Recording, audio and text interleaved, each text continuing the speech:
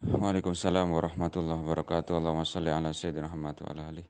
Apakah dosa menerima donatur untuk masjid dari toko yang di dalamnya diantaranya jualan barang haram seperti minuman keras? Kalau dia hanya punya satu pekerjaan, hanya pekerjaan haram saja, maka hukumnya haram menerima muamalah dari hal seperti itu. Ataupun kalau dia masih mempunyai pekerjaan lain, maka hukumnya menjadi halal. Ini pendapat dari Imam Ibnu Hajar Asqalani rahimahullahu taala. Wallahu a'lam bishawab.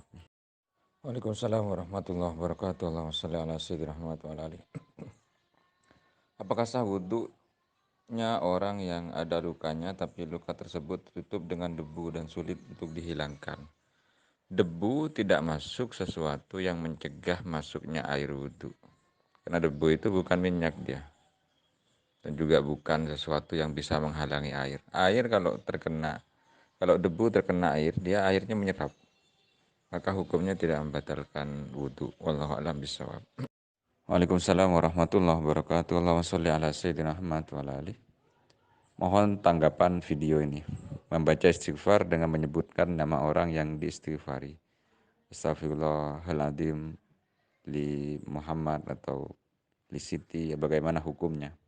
Hukumnya boleh saja, tidak apa-apa. Bahkan di dalam ajaran para ulama, utamanya kalangan sufi, itu kalau meminta maaf untuk orang lain, maka itu bisa dengan, kalau orang yang sudah meninggal kita punya kedoliman bagi mereka, maka kita bisa membayarnya dengan istighfar untuk orang itu. Disebutkan namanya.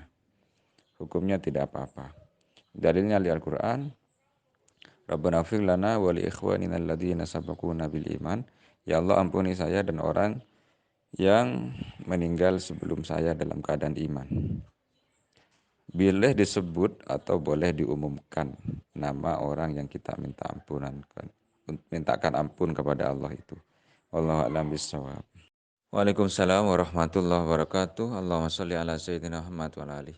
Izin bertanya Ustaz, bagaimana hukumnya berjualan di tempat yang mengandung maksiat seperti kerapan sapi, kelinci, adu burung, dan sejenisnya? Apakah boleh berjualan juga membeli barang di tempat situ? Hukumnya haram. Kenapa Anda masuk pada kategori membantu? Itu pendapat Syekh Muhammad Nawawi bin Umar Al-Jawi. Jadi hukumnya Anda haram karena masuk membantu kemaksiatan. Dalilnya ta'awanu 'alal birri wat taqwa wa la ta'awanu 'alal itsmi wal udwan. Jangan saling membantu dalam perbuatan dosa. Jadi hukumnya adalah haram karena Anda penyedia fasilitas. Jadi orang yang sedang kerapan sapi itu malah makin betah di situ. Kenapa? Fasilitasnya lengkap. Di antaranya Anda yang menyediakan, itu alasannya. Wallahu a'lam bishawab. Waalaikumsalam warahmatullahi wabarakatuh. Allahumma sholli ala sayyidina Muhammad wa ala alihi. Izin bertanya Ustaz, apa hukum kita makan bekas tikus? Dulu di zaman Rasulullah SAW, sahabat itu ketika ada air diminum kucing, maka air itu dibuang. Ini hadisnya di Bulughul Maram, sebagaimana ditulis oleh Al-Imam Ibnu Hajar Al-Asqalani. Maka sahabat membuang, oleh Rasulullah SAW diajarkan supaya tidak dibuang, karena kucing itu suci. Sehingga sisa dari kucing adalah air yang suci.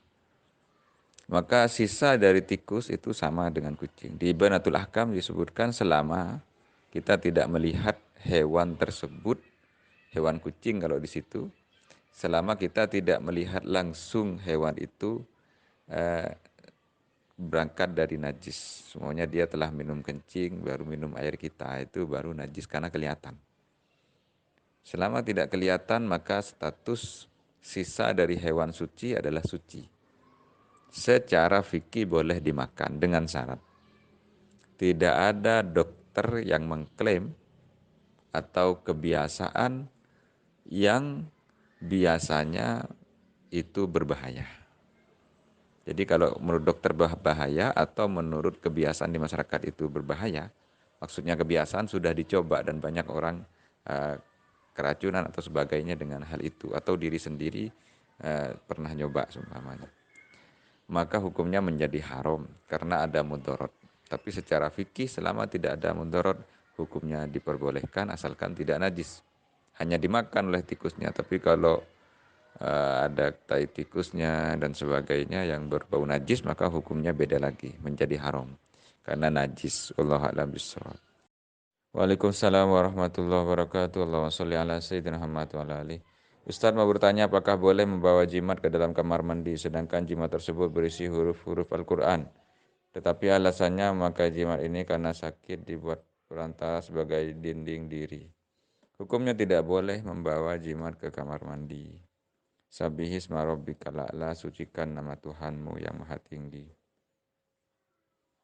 Jimat ini untuk melindungi diri.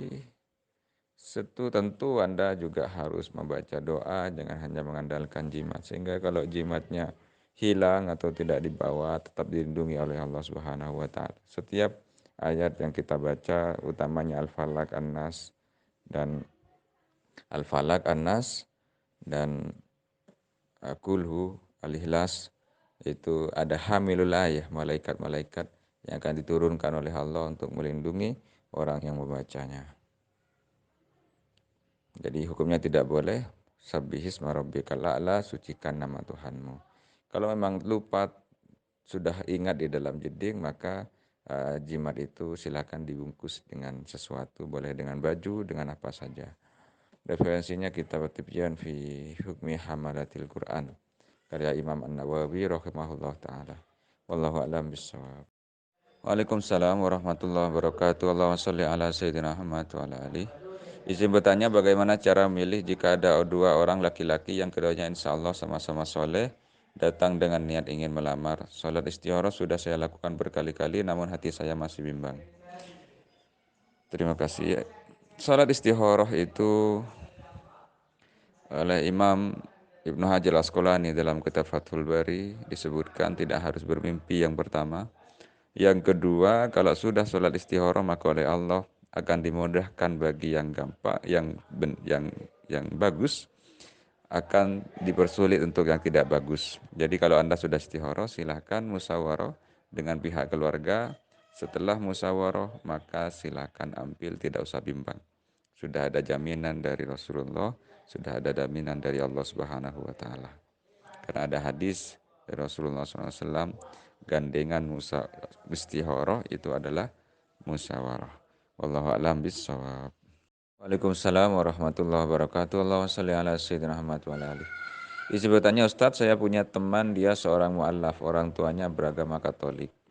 Yang saya tanyakan, apakah boleh dia mendoakan orang tuanya secara Islam kalau orang tuanya sudah meninggal?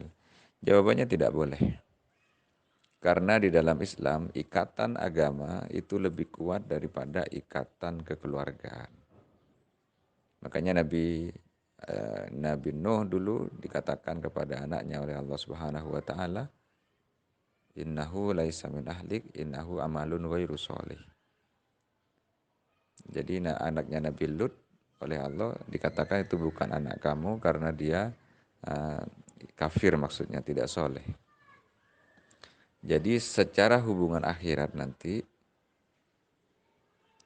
dia terputus. Al-akhilla yauma idin adu. Di akhirat dia terputus. Jadi nanti di akhirat ayahnya itu dia bukan ayah akhirat tapi ayah dunia.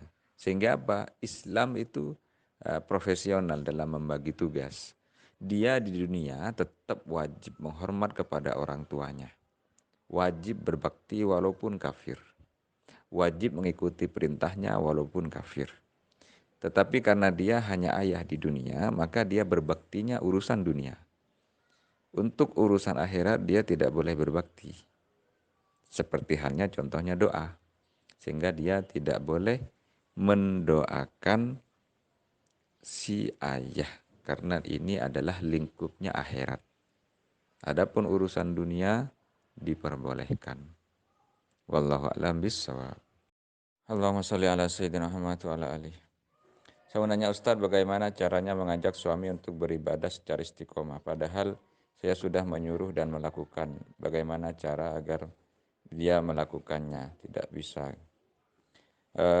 Yang pertama, Anda harus menjadi inspirasi. Anda harus terlihat solihah yang pertama. sehingga suaminya merasa tertarik dengan kesolehan Anda.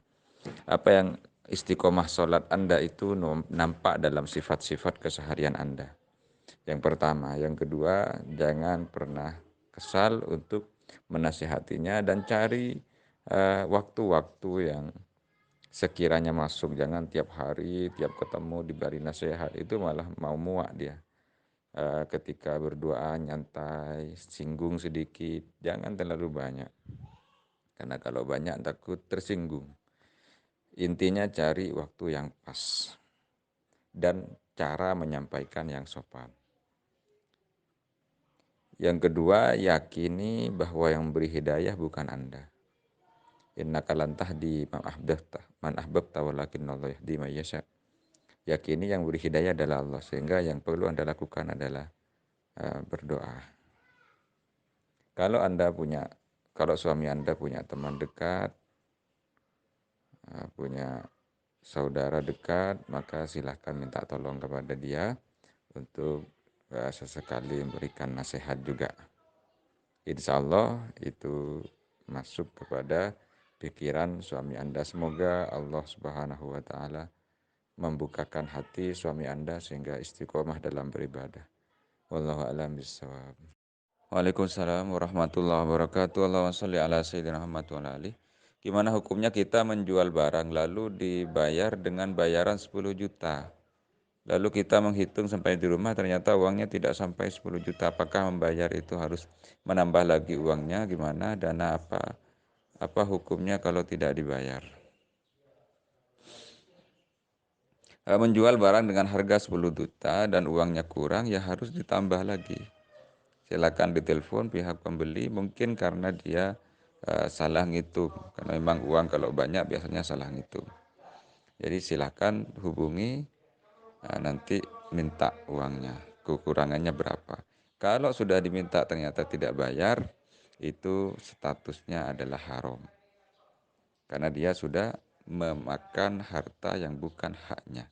Wala taqulu amwalakum bainakum bil batil. Janganlah makan harta di antara kalian dengan cara yang batil.